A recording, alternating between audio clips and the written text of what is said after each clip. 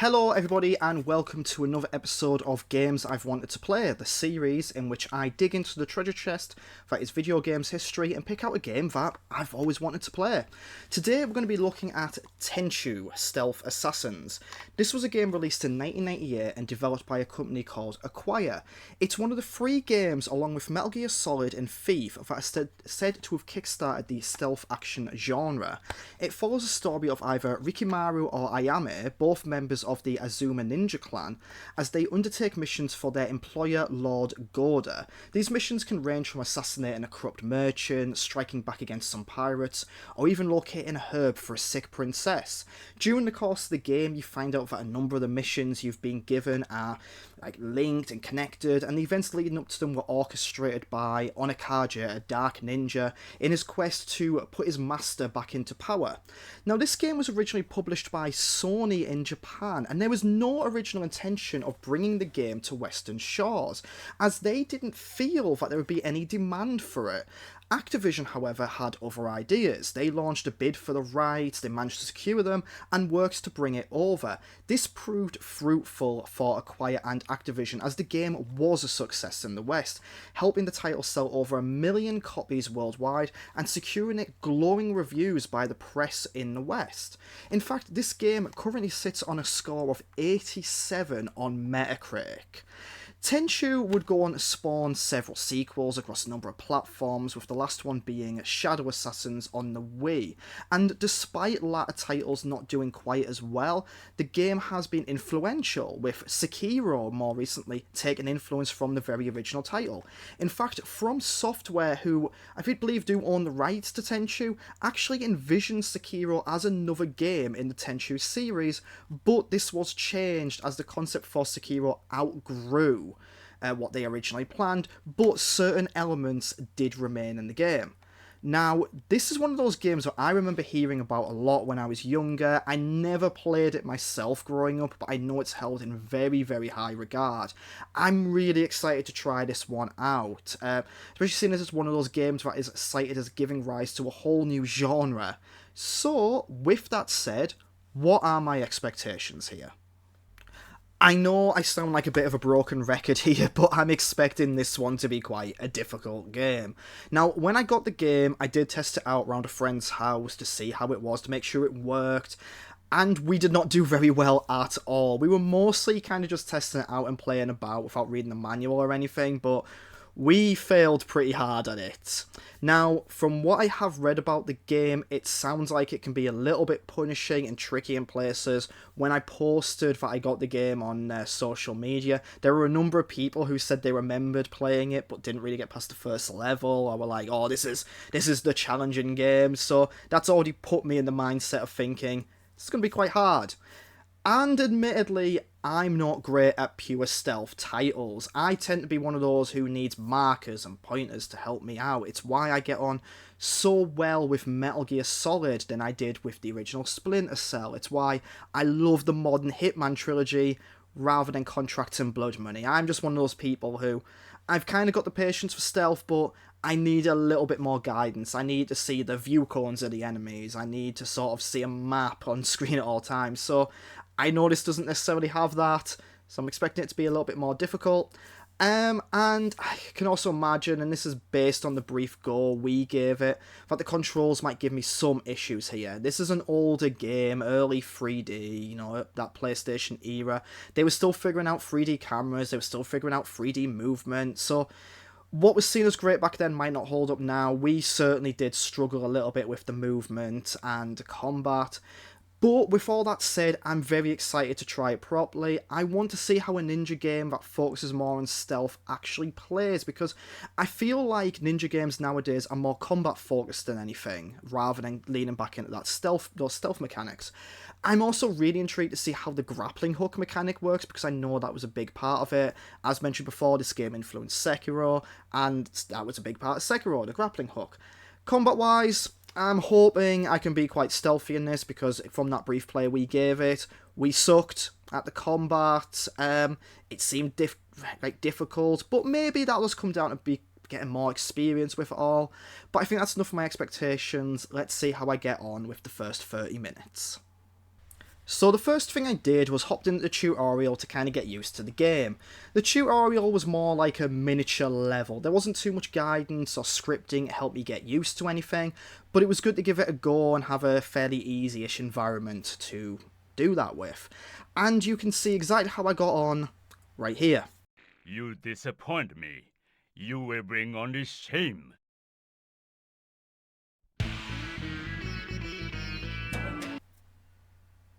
Still, I was getting used to the game. Now, my first impressions while playing it, though, is the movement felt really awkward, especially when using the crouch and stealth, which was incredibly slow. I also found that putting myself up against walls and moving along them felt quite arbitrary.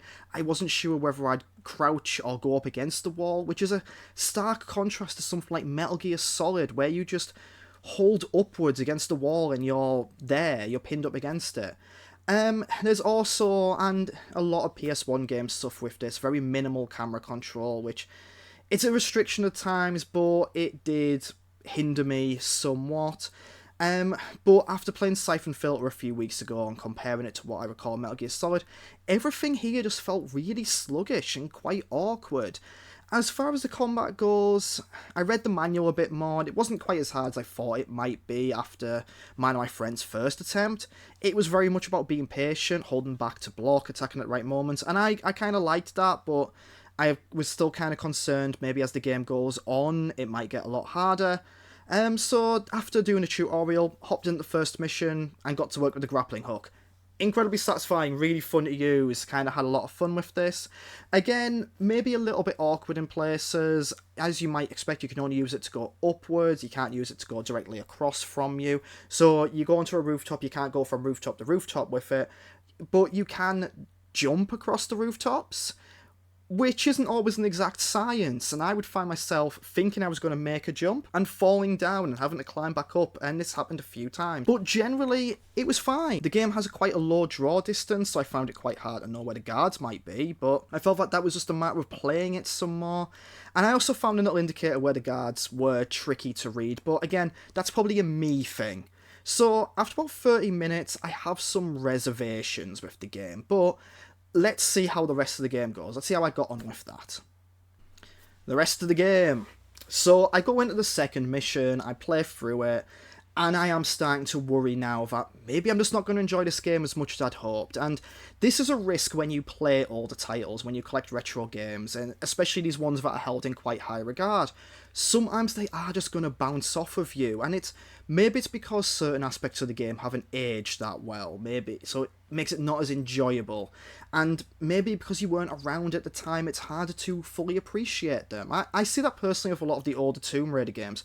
I love the way the old Tomb Raider games play, but so many people who didn't play them at the time and go back to them really struggle to like it. You know, there's so many articles I've seen where it's like, oh, the old Tomb Raider games, they're not as good as they were meant, they're made out to be.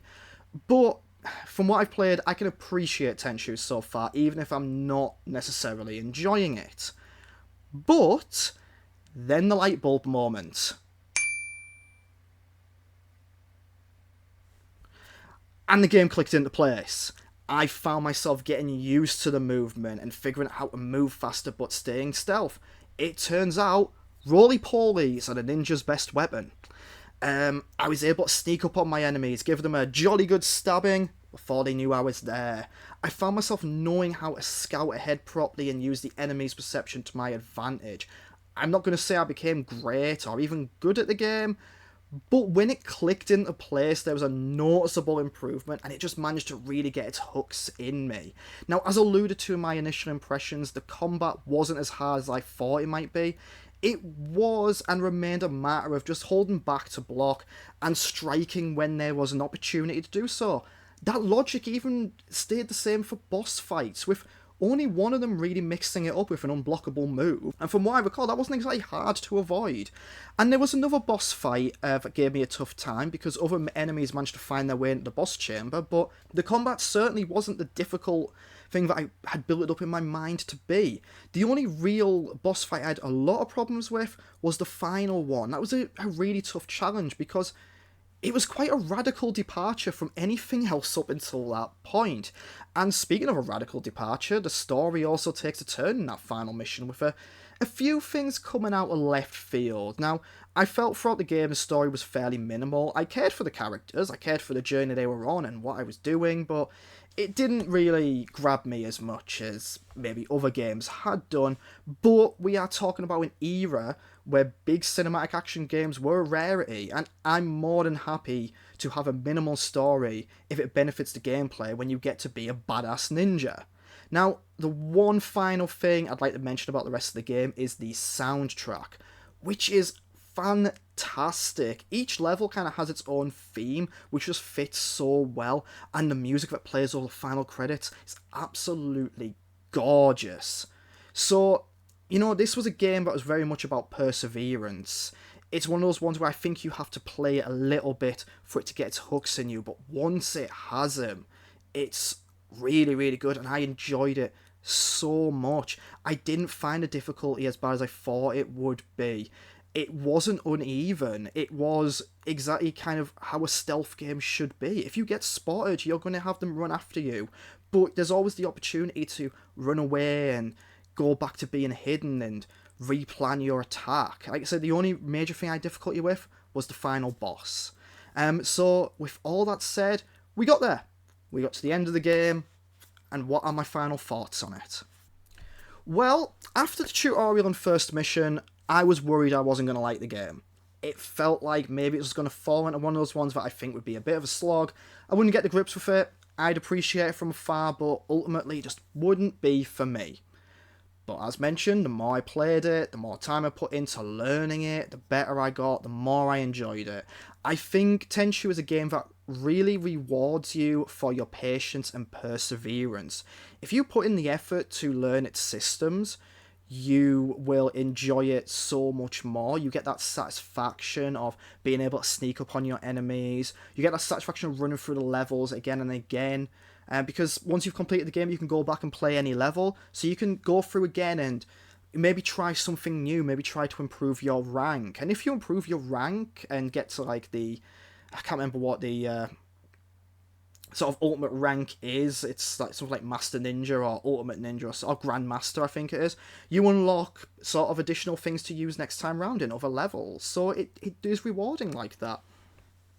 Now, I don't necessarily think this is a game that's aged the best. There's been many stealth games that have came and went in the years since this came out that improve upon and refine the formula that games like Tenchu, FIFA, or Metal Gear Solid put forward. But genres have to start somewhere, and mistakes have to be made for other games to improve upon them. But, like I say, I can't think of anything else really out there that is like Tenchu, where you get to play as a stealthy ninja. There isn't really that much, especially modern, that scratches that particular itch. So, whilst I do think people might have a tough time getting into the game, if they persevere, you will find an absolute gem of a game that is so worth playing.